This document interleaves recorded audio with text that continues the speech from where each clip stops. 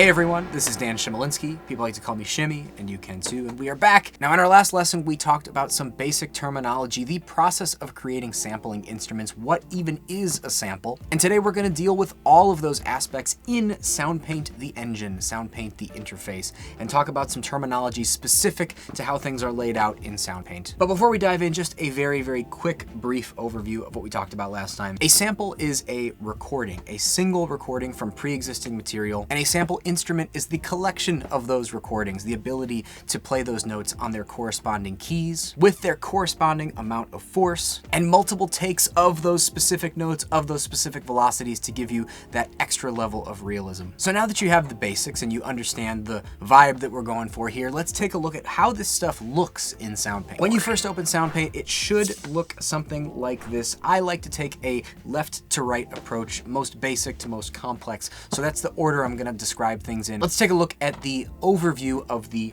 browser window, this section on the left side of Soundpaint. This is kind of your browser area right here. You've got some broader headings. You can see we've got bass, brass, chiptune, sort of descriptors for the type of instrument you're gonna wanna load in Soundpaint. Let's honestly start at the very tippy top here, this upper left where you've got this little hamburger menu. This is where you're gonna find all your nuts and bolts settings, you know, whether your account is synced, your audio and MIDI settings for outputs, inputs. You have some UI preferences, which I will let you explore on your own. That's very to taste. Moving down from the settings menu, we are on the library toggle here. This is the factor library. And let's go ahead and start with the part selection here. I want to talk about the three main words I'm going to use the most in Soundpaint, and those are library, program, and part. Those are the three main building blocks of how you are going to use Soundpaint, and let's break them down right now. So libraries, what is a library? The library is kind of the broadest heading of an instrument in Soundpaint. So in our last video, we used a 1928 Steinway.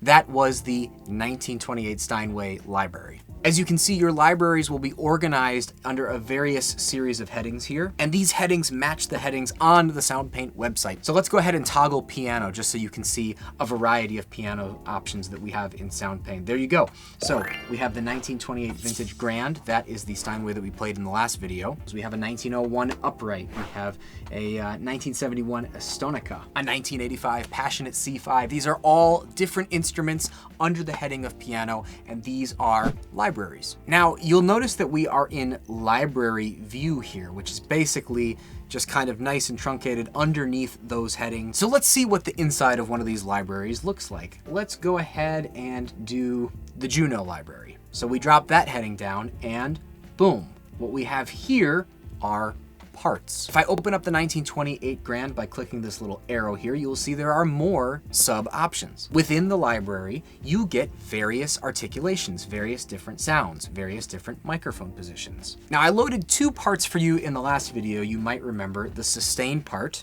and the staccato part.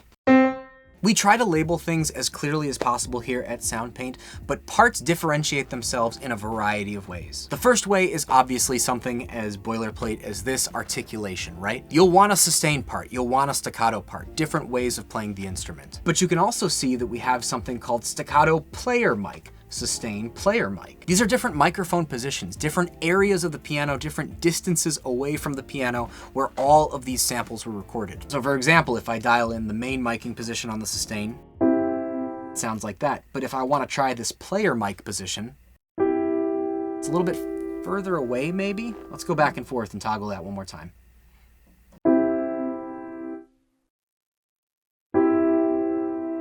It's timbrally very, very different. And as we're talking about the sheer amount of hours spent creating these libraries, recording each note, recording different velocities, recording multiple iterations of those things, we now have another position of microphones to try. So really, honestly, your options as a sound designer, as a music creator, as a composer are endless, truly. In Soundpaint, you can load up to 8 parts simultaneously at a single time. Those part windows are kind of front and center. We have a part 1 slot, part 2, part 3, part 4, and if we toggle over to 5 through 8, we have 5, 6, 7, 8, which means you can load up to 8 different instances of these library parts. They can be from the same library. They can be the same part stacked. They can be from different libraries, different instruments stacked on top of one another. And the way you load a part is you just click on the desired slot you would like to have that part in, and then click on the part in the browser window. I do want to mention that if you are a drag and drop kind of person, you can grab these parts and drag them over to their slots. But this is kind of an interesting thing we just ended up with. We have both the staccato part and the sustain part loaded at once. So when I push a key, it will do all that stuff we talked about, the velocities, the round robins, for each of those parts simultaneously.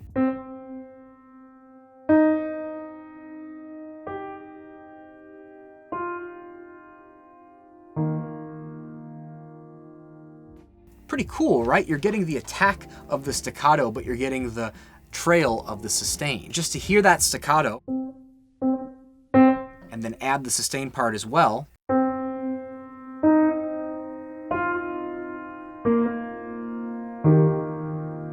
it works really, really well. And the cool thing is, ultimately, you are kind of getting something that's almost impossible to create in its truest sense on a piano. How do you create a staccato articulation and release, but also have the trail of a sustain? But it sounds so cool.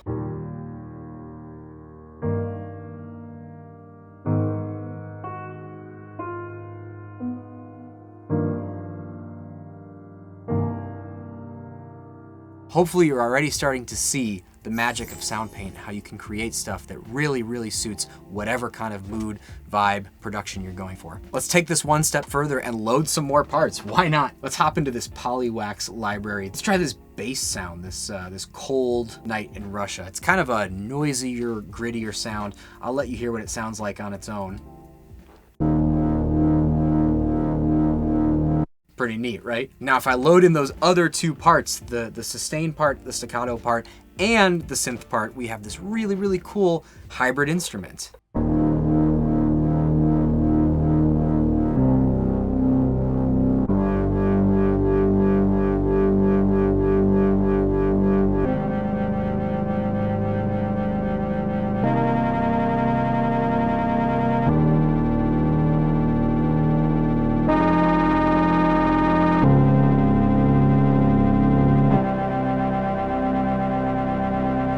Isn't that awesome? In the next video, we will talk a little bit about how you control these specific parts. Right now, I'm just trying to give you an overview of how the loading process works and starting to create these awesome hybrid stacked instruments. So it can be something as subtle as maybe doing two of the same instrument of different articulations, like having a long sustain part and a staccato part, or it can be something as crazy as throwing a synth stacked with a piano. The possibilities are endless and it's completely up to you. One thing I do want to note is, as you're getting into this, if you want to clear out and you want to completely start over, just go to the upper right here. You've got this X. This is kind of a create new program, master reset button. It will go ahead.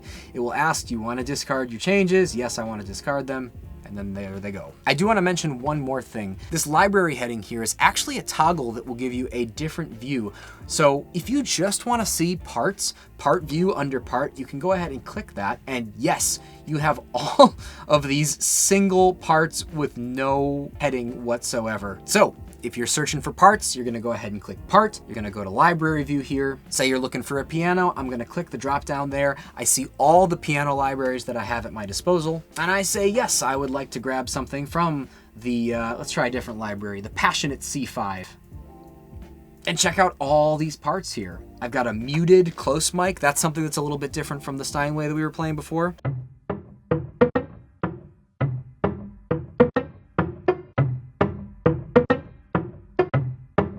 I have a player mic position of that same part. All kinds of stuff, staccatissimo. Obviously, you gotta have your main kind of sustain part. And I just click on whatever I want to audition. You can also use the arrow keys if you just want to quickly cycle through options. That's really cool if you have like a melodic idea and you just want to hear a variety of options. So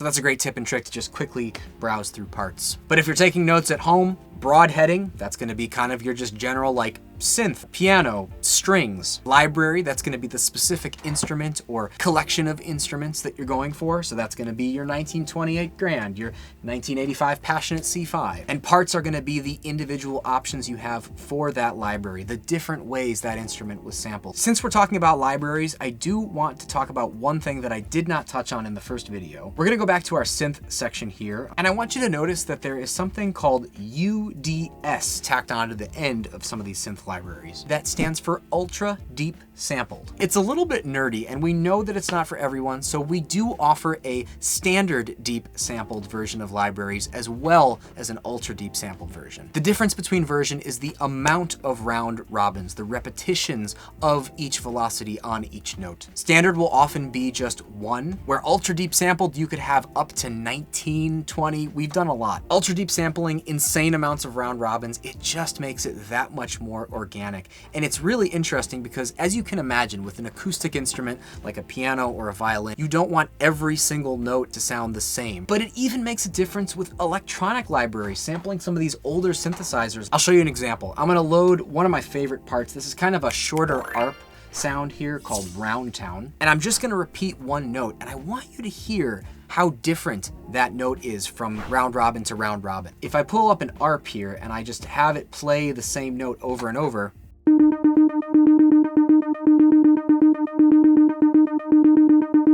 hear how some of those middle ones are slightly off?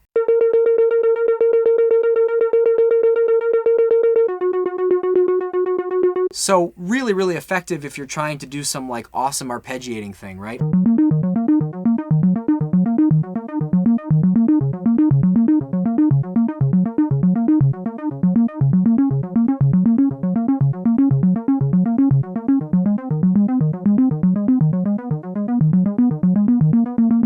Right? It's that analog goodness that we love, those slight imperfections in old circuitry like this. So basically, just want to say, if you ever see UDS or SDS, that's ultra deep sampled or standard deep sampled. So let's now look to the left and to the right of our part selector. I'm going to start with attacks and releases. Attack is the characteristic of the start of a note, and releases are the characteristics of the end of a note. When we sample these instruments and we take a recording of a note, we hear more than just a sound, just a sustain. There's multiple aspects and stages to that recording. So let's head over to our guitar heading here, and you can see some of the wonderful guitar libraries that we have available in Soundpaint. What we have done is we have taken the beginning of all of these samples and we've isolated them and created a subcategory called attacks. I'm gonna head over to our 1959 Swing Master library. Now, if we were in the part view and we did exactly the same thing, guitar, 1959 Swing Master, you will notice that the parts are the same in name. This is giving you dead strum and sustain under our attacks heading, and you have the same two under our part heading. So under the part heading, if I load the sustain part, I'm just gonna get a standard guitar sustain.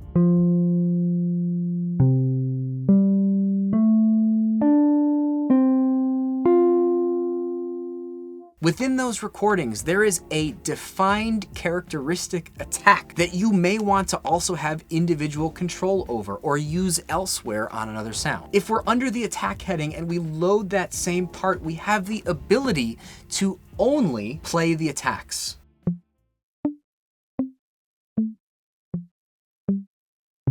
So that is just the front end of the complete sustain sample, isolated for however you want to use it. If I want to over accentuate just the attack, I could theoretically have the sustain attack loaded in part 1 and then head back over and load the normal sustain part in part 2.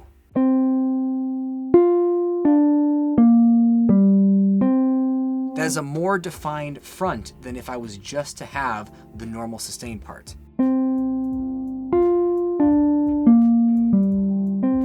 Little extra oomph, if you will. If you really like the attack of, say, this ukulele, it's nice and punchy, it's quick, it's really, really snappy. Why not try blending that with the sustain of a completely different instrument? Maybe in the same family, maybe not. Let's load in that sustain part from this 1975 jazz and keep the attack from the ukulele.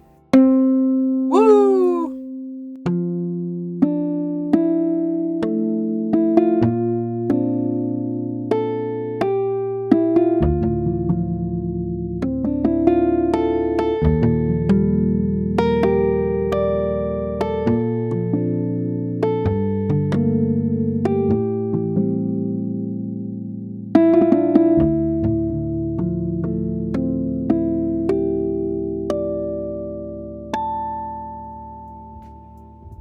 That's pretty cool, right? You're getting the pop from that ukulele attack, but you're getting the sustain of a 1975 Gibson. How cool is that? We're literally saying, yep, here's the fronts of the note if you just want the fronts. And vice versa, we're giving you the backs of the notes as well, releases. Let's pop over to that heading and see what options we have there. Let's keep it consistent. Let's stay in the guitar category here. Let's do that 1975 jazz. If I load that release, you're gonna notice that nothing happens when I push down the key, because that's an attack and sustain process, right? But if I release the key, that's when it happens.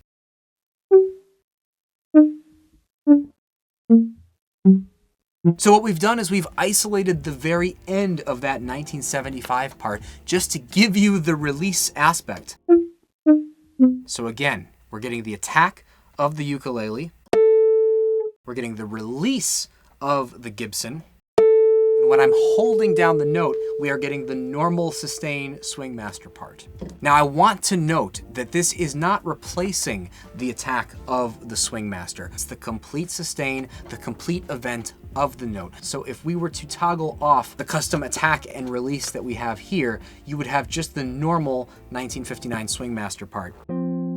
Comes with its own attack and release. You are kind of stacking these other attacks and releases on top of the part.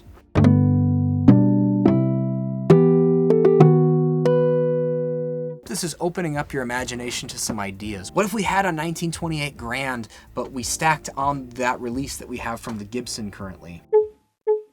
There's our Gibson, clear out these two parts. We'll stay in our part selector and head down to the sustain 1928 so we can really hear it.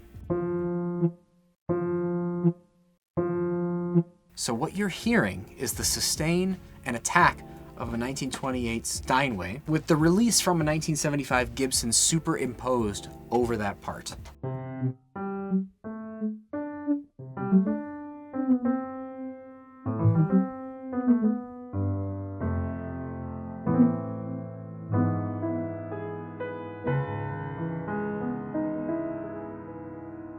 So we're getting almost a fretted release sound at the end of a piano. How cool is that? Now the next terminology that we're going to talk about is program. The easiest way to think about a program is a combination of preset things, but you can make your own programs and you get some with each library made by us, the sound designers. So for example, we are now in the program heading. If I head down to the same place we've been heading before, the 1928 Vintage Grand, check this out. We've got all these fun names here. 12-bit Tonky, ARP Forever, Banjo-like, Chill and Versed, you know, Dreamy Android. So let's just go ahead and load one. I love this one personally. It's called Firefly Piano. Now what I have here is a 1928 sustain combined with one of our effects libraries called Free Angels. You'll notice that there are some initials after all of these. TF is the man himself, Trolls Fullman. And he loaded these two parts in, threw some effects on there, and created this really, really unique program.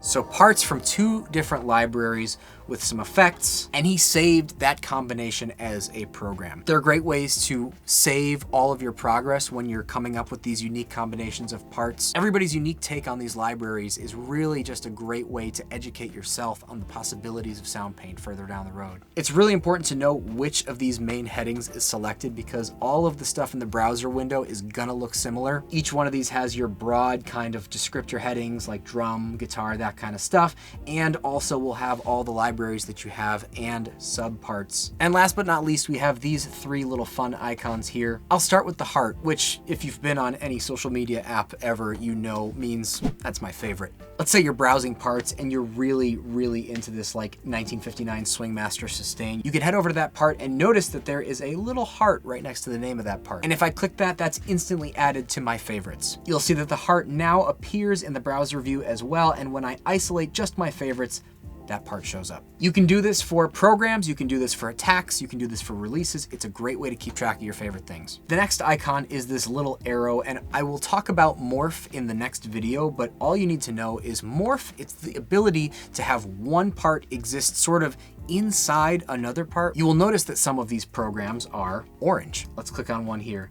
That utilizes this Morph tool that we will get into in the next video. But if you want to isolate just programs that utilize Morph, you can click this toggle here and it will do that for you. And finally, we have this little diamond icon, which stands for hidden gems. We as sound designers like to sometimes explore and create programs by combining parts from different libraries. If you happen to buy 2 libraries that we sound designers have used for a program, we call it a hidden gem. It will not show up if you don't own one of the 2 libraries, but if you do and you just want to search what kinds of gems you have, what kinds of hidden programs use parts from multiple libraries that you own, you can click on the diamond to isolate those programs. So for example, if we head back to our 1928, that Firefly piano that we loaded before is in there because it uses 2 parts from different libraries. We have the 1928 sustain and Free Angels. And finally, last thing I'll talk about today, if we pop over to our part heading here, you'll notice that these icons transform into this little dice icon. This is a randomizer button and it is super fun to play with. This will grab from all of the libraries that you own in Soundpaint and load random parts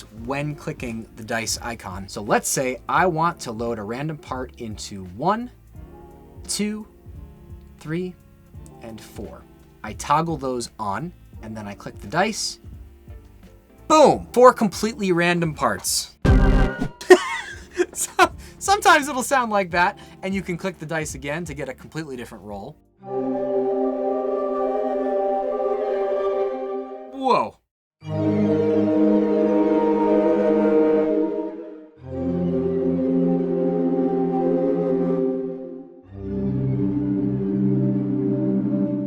That's awesome! So it randomly selects parts and assigns them to whatever I've got toggled here. 75% of this sound, and I just want to try doing a random part 2, I can do that, and it'll start loading random parts into only part 2. So that's an overview of the browser window, how things are labeled, what we call them, and how you can use them in Soundpaint. In the next video, I will talk about all the control you have over each individual part and how to deal with them, and explore just how much control you have over each of these individual sounds. Anyway, that's all I have for you today. Thanks so much for tuning in, and I will see you next time.